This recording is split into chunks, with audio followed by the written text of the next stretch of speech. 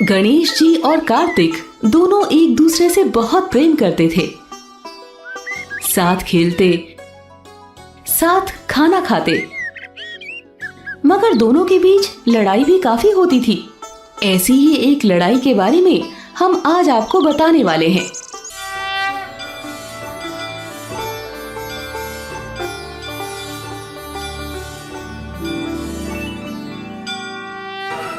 एक बार माँ पार्वती अपने दोनों पुत्रों को बड़े प्यार से भोजन खिला रही थी।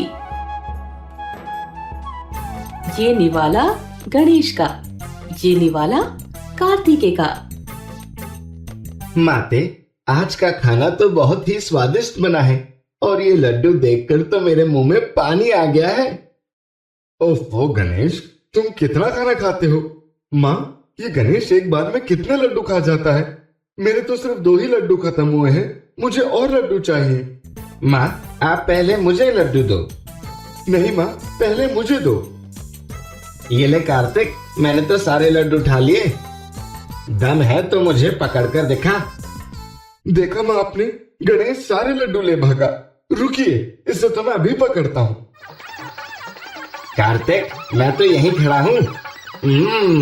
कितने स्वादिष्ट लड्डू हैं ये। बच्चों, तुम दोनों का खेलना झगड़ा हो जाए तो मुझे बुला लेना, मैं वहां बैठी हूँ। रुक गणेश, आज तो मैं तुम्हें पकड़ कर ही रहूंगा। नहीं कार्तिक, तुम मुझे नहीं पकड़ सकते। ऐसा कहकर गणेश जी गायब हो जाते हैं। माँ देखिए ना, गणेश बार बार अदृश्य हो जाता है, इसलिए मैं उसे पकड़ ही नहीं पाता हूँ। तभी वहां नारद मुनि आ जाते हैं। नारायण नारायण।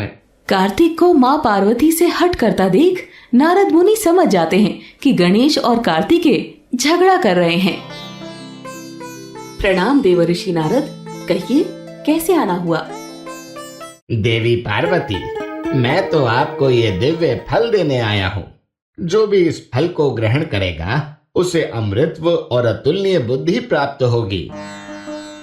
नारद मुनि की बातें सुनकर गणेश और कार्तिक दोनों बोल उठे। ये दिव्य फल तो मैं ही खाऊंगा। नहीं गणेश, मैं तुमसे बड़ा हूँ, ये फल तो मैं ही खाऊंगा। अरे अरे बच्चों, झगड़ा करना बंद करो अब। मेरे लिए तो तुम दोनों बराबर हो। नहीं माँ, अब इस प्रश्न का उत्तर केवल पिताजी ही दे सकते हैं।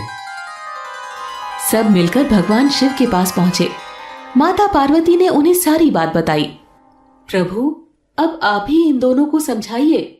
पिताश्री, आप ही बताइए। मैं कार्तिक से बड़ा हूँ, इसलिए मुझे ये फल मिलना चाहिए। देख लिया, दोनों ही अपने आप को बड़ा बनाने पर उतरे हैं। देव ऋषि नारद, अगर आपके पास इस समस्या का कोई हल है तो हमें बताइए। नारायण नारायण। प्रभु, इस गुत्थी को सुलझाने के लिए मेरे पास एक तरकीब है।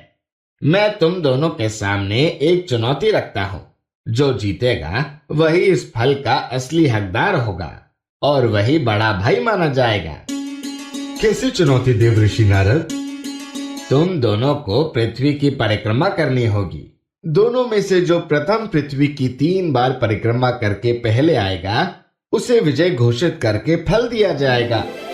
मुझे तो ये सर्वोत्तम सुझाव लगता है। मुझे ये चुनौती स्वीकार है। फिर तो विजेता मैं ही बनूंगा। मुझे आशीर्वाद दीजिए माताश्री, पिताश्री। तुम विजेता कैसे बनोगे गणेश? तुम्हारा वाहन तो मूषक है और मेरा मोर। मेरे वाहन की रफ्तार मूषक से काफी ज्यादा है। ऐसा कहकर कार्तिक तुरंत अपने दिव्य वाहन मोर पर सवार हो गए और आकाश में उड़ते हुए चले गए। तभी मूषक ने कहा, प्रभु, मैं तो मोर की तरह तेज रफ्तार से नहीं उड़ सकता, तो हम विजेता कैसे बनेंगे? मूषक की बातें सुनकर गणेश जी मन ही मन सोचने लगते हैं। मेरा वाहन मूषक तो उड़ नहीं सकता और कितना भी तेज क्यों ना दौड़ ले, फिर भी मोर के सामने जीतना तो असंभव होगा। मुझे कुछ और तरकीब लगानी पड़ेगी। तभी उन्हें एक विचार सूझा। वो मन ही मन मुस्कुराए और बोले, तुम चिंता मत करो मूषक, तेज रफ्तार की जरूरत नहीं पड़ेगी। माताश्री, पिताश्री, आप दोनों ही कृपया साथ में विराजमान हो जाइए। पुत्र गणेश, तुम धरती की परिक्रमा नहीं कर रहे? तुम्हें प्रतियोगिता में हिस्सा नहीं लेना क्या?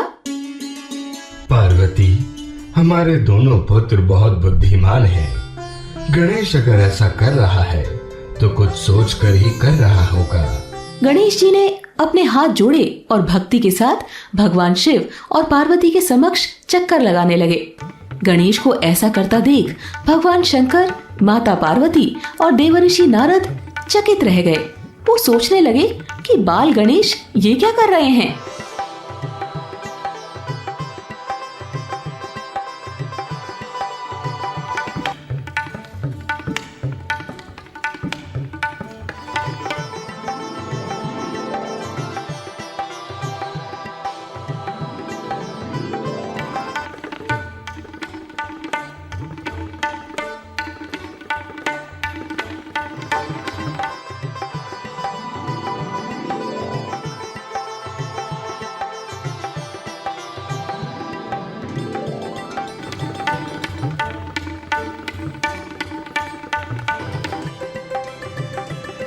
तीन चक्कर लगाकर गणेश जी ने भगवान शंकर से कहा, माँ, मैंने 3 चक्कर पूरे किए हैं, अब मुझे वो फल दीजिए ना। मगर पुत्र, तुमने तो हमारे इर्द गिर्द चक्कर लगाए, तुम तो विश्व के भ्रमण पर गए ही नहीं, तो हम कैसे कह सकते हैं कि तुम जीत गए? माता, विश्व का भ्रमण करने के लिए मुझे कैलाश छोड़कर जाने की आवश्यकता ही नहीं लगी। वेदों और शास्त्रों में लिखा है कि माता पिता के चरणों में ही पूरा संसार विराजमान होता है। माता पिता ही संतान के लिए त्रिलोक के समान होते हैं। जब मैंने आपके इर्द गिर्द चक्कर लगाए, इसका मतलब मैंने विश्व के चक्कर लगाए और अपनी चुनौती को पूरा किया। मेरे लाल, मेरा गणेश। पार्वती, वेद पुराणों के हिसाब से गणेश की बात सत्य है, इसलिए गणेश ही चुनौती का विजेता माना जाएगा। तभी कार्तिक भी वहां आ पहुंचे। माता, पिताजी, मैंने विश्व के 3 चक्कर लगा लिए। बहुत अच्छे बेटा, मगर गणेश ने तो ये चुनौती जीत ली है। क्या? मगर मैंने तो गणेश जी को रास्ते में कहीं देखा ही नहीं। देवर्षि नारद ने कार्तिक को सारी बातें बताई।